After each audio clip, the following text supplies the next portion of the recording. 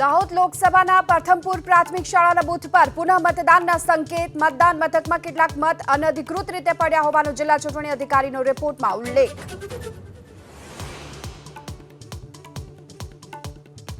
ઇફકોના board of director માટે છેલ્લા 2 કલાકથી મતદાન. બિપિન પટેલ ગોતા અને જયેશ રાદડિયા વચ્ચે જંગ. 121 મતદાર જયેશ રાદડિયાના સમર્થનમાં હોવાનો સૂત્રોનો દાવો.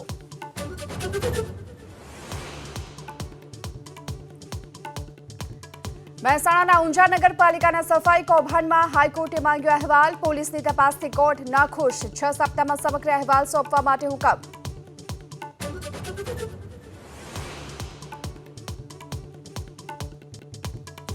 રાજ્યભરમાં આગ ઝરતી ગરમીનો પ્રકોપ યથાવત. 2 દિવસ સૌરાષ્ટ્ર કચ્છમાં યલો એલર્ટ. અમદાવાદમાં 5 દિવસ ગરમીનો પારો 42 ડિગ્રી સુધી રહેવાની આગાહી.